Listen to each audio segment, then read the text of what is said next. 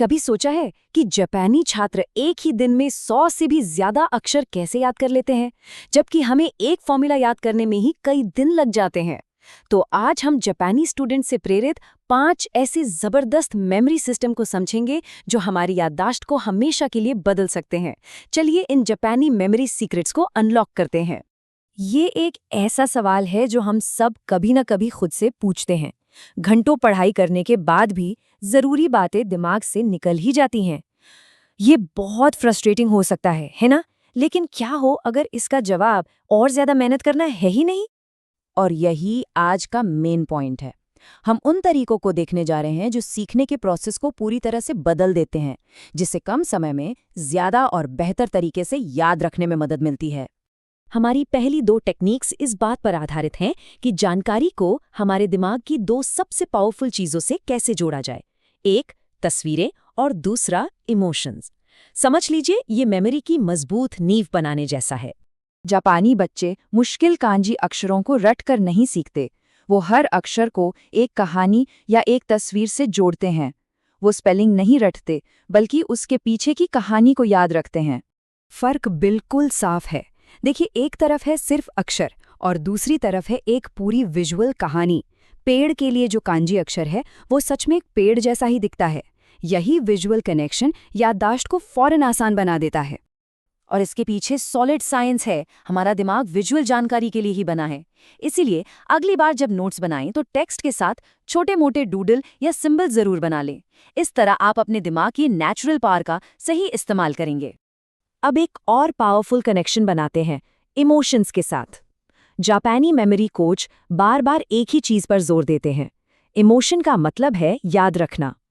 Boring facts में बस थोड़ा सा ड्रामा मिलाना उन्हें यादगार बना देता है। ये एक बेहतरीन उदाहरण है। सिर्फ ये कहना कि माइटोकॉन्ड्रिया सेल का पावर हाउस है बहुत बोरिंग है। लेकिन जरा सोचिए कि ये एक गुस्सैल फैक्ट्री है जो काम न करने वाले सेल्स पर चिल्ला रही है।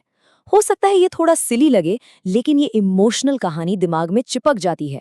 तो इसका पॉइंट ये है कि इमोशंस हमारे दिमाग में असल में एक केमिकल निशान छोड़ते हैं, और वही निशान याददाश्त है। तो अपने बोरिंग फैक्ट्स में कोई फनी चेहरा, कोई अजीब सी कहानी या थोड़ी एग्जैजरेशन जोड़ दीजिए। यकीन मानिए ये आपकी मेमोरी को एक टर्बो बूस्ट दे देगा। हमारी अगली 2 टेक्निक्स इस बारे में है कि कैसे पढ़ना है। ये सिर्फ इस बारे में नहीं है कि क्या पढ़ना है, बल्कि स्टडी सेशंस के स्ट्रक्चर और रिदम के बारे में है, जो याद रखने की क्षमता को जबरदस्त तरीके से सुधार सकते हैं। क्या आप भी घंटों तक एक ही सब्जेक्ट पढ़ते रहते हैं, जैसे मैथ्स के बाद फिर से मैथ्स? जापानीज स्टूडेंट्स ऐसा कभी नहीं करते।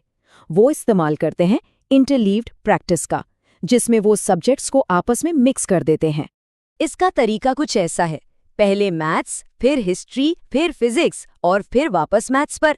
हर बार जब दिमाग टॉपिक बदलता है तो उसे पुरानी जानकारी को एक्टिवली याद करना पड़ता है। ये दिमाग के लिए एक तरह का वर्कआउट है जो मेमोरी को और भी गहरा और मजबूत बनाता है।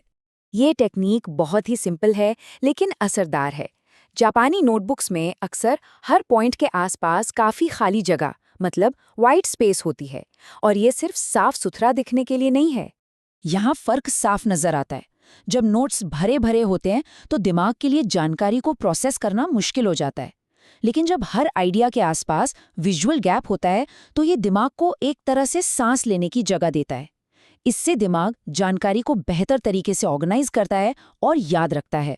और अब हम आते हैं अपनी आखिरी और शायद सबसे पावरफुल टेक्निक पर। ये ज्ञान को सच में अपने दिमाग में लॉक करने के बारे में है, जैसे उसे पासवर्ड से सिक्योर करना। सोचकर देखिए, आप किसी को एक खाली दीवार से बात करते हुए देखें। अजीब लगेगा, है ना? लेकिन ये एक जापानीज एक्सचेंज स्टूडेंट था जो एक बहुत ही पावरफुल लर्निंग टेक्निक का इस्तेमाल कर रहा था। वो स्टूडेंट असल में फाइनमैन टेक्निक का इस्तेमाल कर रहा था। ये जापान के स्कूलों में बहुत पॉपुलर है। इसका आइडिया ये है कि आप जो कुछ भी सीखते हैं उसे अपने शब्दों में समझाते हैं।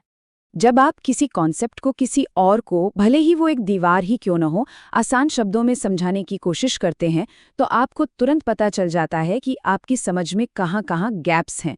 आप इसे आजमा सकते हैं। जो कुछ भी सुबह पढ़ा है, शाम को उसे एक वॉइस नोट रिकॉर्ड करके समझाएं। तो हमने अभी तक जितनी भी टेक्निक्स देखी हैं वे सिर्फ अलग अलग ट्रिक्स नहीं हैं।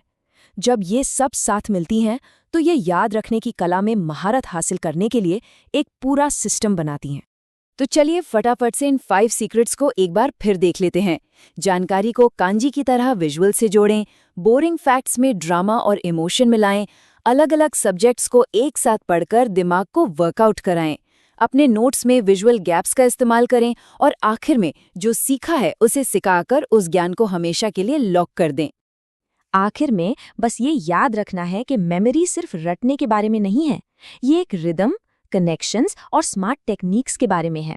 ये सीखने को एक साइंस से ज्यादा एक आर्ट बनाने के बारे में है।